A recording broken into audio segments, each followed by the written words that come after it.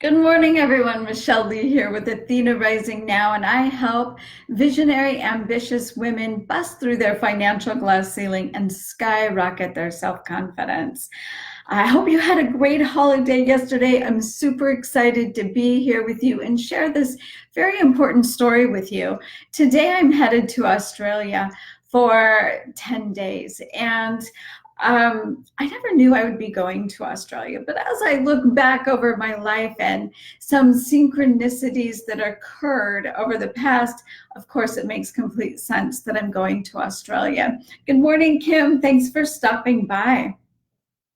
You know, my life right now, it looks so different than what I ever had imagined. Hi, Chantel. Nice to see you.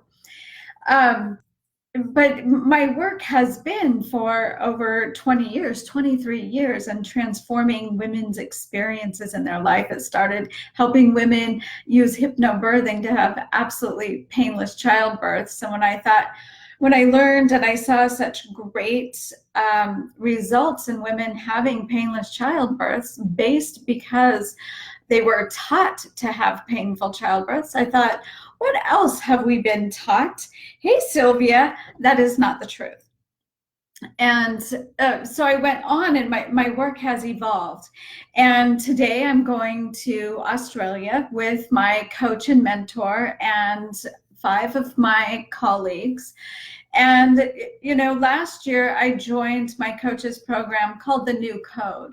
And, you know, her work is to turn money to light and empower people with money and awaken them to their birthright of being wealthy through love. And her vision, when she shared with me her vision a couple of years ago, when I first started working with her, you know, my heart just sung. I have been self-employed for many, 23 years, a single mom for many of those years as a solopreneur. And my commitment has always been to support women and empower women. I had that vision in my early 20s that I was here to empower women, even though I didn't know what that would look like. And part of what I wanted to create this year in my life was more travel. I wanted to travel to different places. Hi, Chantel. Powerful, sending you all love. Thank you. I wanted to create this life of traveling for spiritual purposes, you know, and my husband will attest to you, you know, a couple of years ago, he was always, I want to travel. I want to get away. I want to get away. And I was always like, no, I need to focus on my business. I must focus on my business. But what I figured out was that my priority is on spiritual growth. And if my travel is associated with spiritual growth, I'm all in 100%. So this year already, I've been to Puerto Rico, I've been to London, and now I'm going to Australia. I'll go to Puerto Rico again. And it's part of my lifestyle. I remember being very young and saying to my mom, hey, Jennifer, good to see you, saying to her, what is the point of living on this big planet if I'm only going to be in Craig, Colorado? What is the point? You know, I always wanted to see more of our state, of other countries, of the United States. I wanted more than that. And what I discovered was that through my personal development and my spiritual growth is that as spiritual beings, as those of us that are spiritually awakened, that we have separated money from spirituality, right? Like we can trust ourselves and trusting our intuition and helping other people heal, helping other people awaken. But then there's this big dark energy of money, right? Like money isn't spiritual. And so there's this separation, there's this gap. And so the work is to bridge that gap. And here's what, I wanted to share with you the one decision that I made 2.5 years ago that is getting me to Australia today is I made a decision that I would never allow money to make my decisions anymore. You know how you want to do something and you look at the bank account and you go, oh, I can't do that. I can't afford that. I want that new car. I can't afford that. And so we actually make money our decision maker. And if we go back to the Bible, which if you know what I teach lots of different things about how the Bible has suppressed women and the stories, and I heal women from those stories. But there's also some nuggets. We live in a matrix where there is truth and lies in everything. And when you awaken to your spirituality, your infinite intelligence, you begin to be able to unweave the truth from the lies, because it has been meant to confuse us and keep us disempowered. So even in the Bible, there are truth and lies. In every book that you read, because we filter everything through our own limitation, there is truth and there is lies because of our own limitations. But also in the Bible, I don't want to lose my thought process. It says, God says to put no other idols before him or her, right? And if you equate God with love, put no other idols before God. And we inadvertently, or before love, right? We inadvertently put money before God or love all of the time. Because what happens is you have a heart calling. I have a heart calling to travel around the world and do spiritual activations. I have a heart calling to, drive a Mercedes.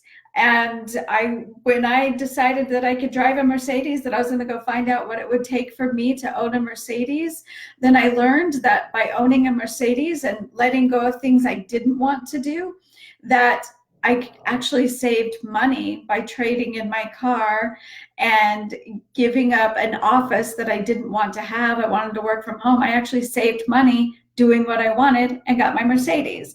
I had put that so far in the future that I didn't think it was possible. So my heart calling was to live in luxury. And that is a part of my soul codes, which is being available to you now, right? The luxury codes are available. But when we have this heart calling to invest in something, to work with a particular mentor or coach, to do traveling. Jennifer is my client on here. She wants to walk the El Camino. That is a heart calling for her. That is her soul calling her that way. When she says, oh, or if she says, oh, I can't do that because I can't afford it, you just put money before God.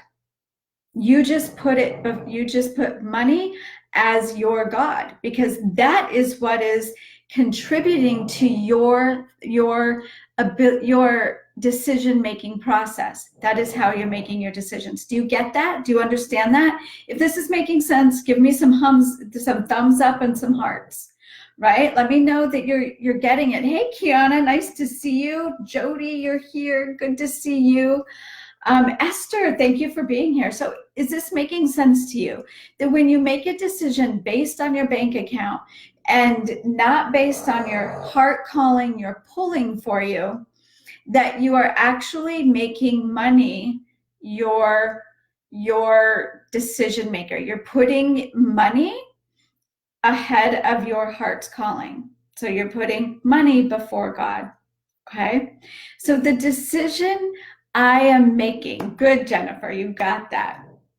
When you make a decision based on your bank account, then you have just swapped the power. Hey, Lena, good to see you.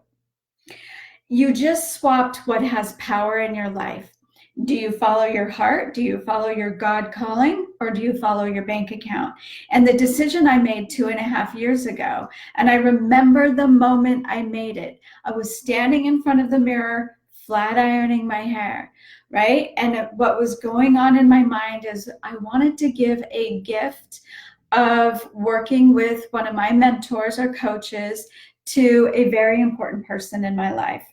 But I didn't have the money to do it. I didn't have the money to make that investment for somebody else. And I wanted to give that gift so badly. And in that moment, I made the decision. Because I was sick of it, right? I'm 49 years old now, so I was 46 years old. All of these years, almost 5 decades of making money, allowing money to make my decisions. And I said, I'm not doing this anymore. I am not allowing money to make my decisions anymore. This is what I want. If I want it, God wants it through me. Right? That was a shift. If I want this, then the power and the presence of love, the power and the presence of God wants this for me. And so I made that decision. I am done allowing money to make my decisions. And I made the call to my mentor, to my coach, and I asked her how I could invest in her program for my loved one. And she worked out a payment process for me.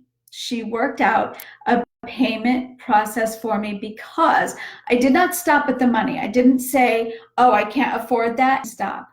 I decided that I would do whatever it took. And I decided that I would ask for what I wanted. I have to close up quickly. But that is the biggest piece. And so even making the decision to work with my mentor at this very premier level, which was a bigger investment than I'd ever made with another coach, which then was scary, but I wasn't willing to allow money to make my decisions. I wanted this. And so working with her at this level includes traveling, right, around the world. Like I said, I've been to the Bahamas, I've been to London, I've been to Puerto Rico, and now we're going to Australia. This is what I wanted. Now, every single time I can go, oh, am I going to have the money to go to Australia? I always make sure I do. I am the master over money. Money no longer masters me because I made that decision. So I invite you to make that decision as well. Leaning into light is key. I can relate to that one big decision that changes everything. Plant the seed, water the plant, watch it grow. Yes, absolutely. Thank you, Chantel. I'm glad I'm articulating this well for you. I'm glad you're all getting this. So look at what decisions, where are you stopping yourself with money? Because money is just, we say that we don't have the money to do something. We say, and it looks like we don't, but that money, that excuse is hiding underlying reasons, underlying excuses.